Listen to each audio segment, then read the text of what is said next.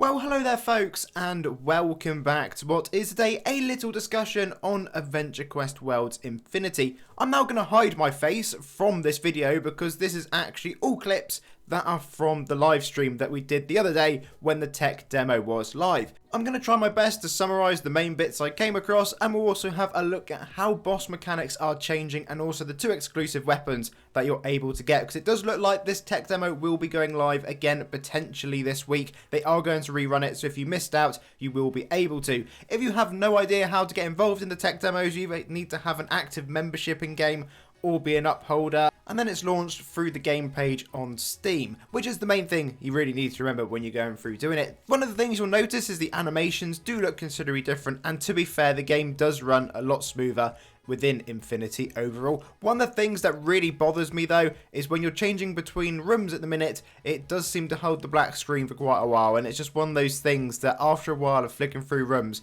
became ever so slightly annoying.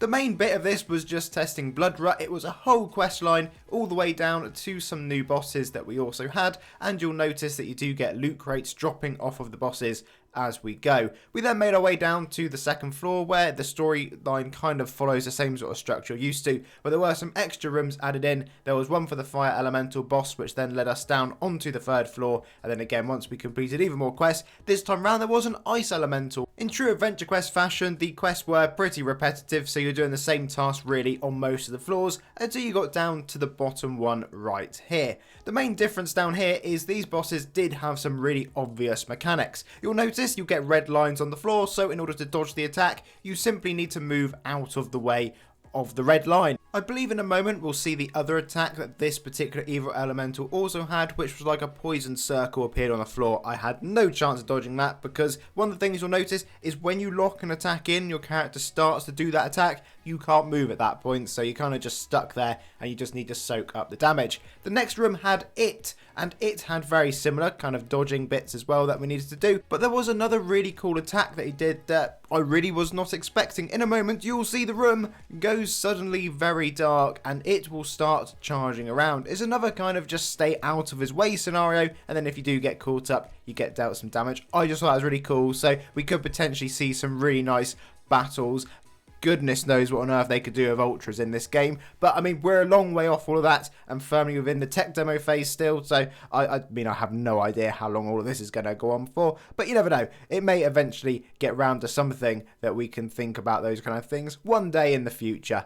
When we headed up through the final room, there was also groglurk. This was a bit of a mosh pit in here. I didn't really understand what the mirror was doing, probably something really annoying mechanic wise, I assume. And groglurk also had some attacks, but you never really get a chance to see them because everyone was munching for his health.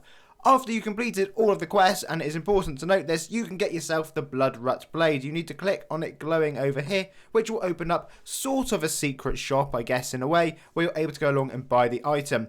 This is a non-AC tagged free player weapon. It is very important to note that, so if you want it in Adventure Quest Worlds, you do not have that storage space with it at the moment. There was also a second item that you're able to go along and farm for. You can see the loot crate dropped, and as we went into the items to see what was in our loot inventory, this time round we have got the Fiendish Bloodblade of Infinity. This is a member's weapon in Adventure Quest Worlds because both these items do map over to the main game, and again there's no AC tag currently on it. I don't know if they're going to be going rare, how long they're going to be there for, or if they're just for Infinity forever, but you can only get those 2 weapons in Infinity, which is important to note.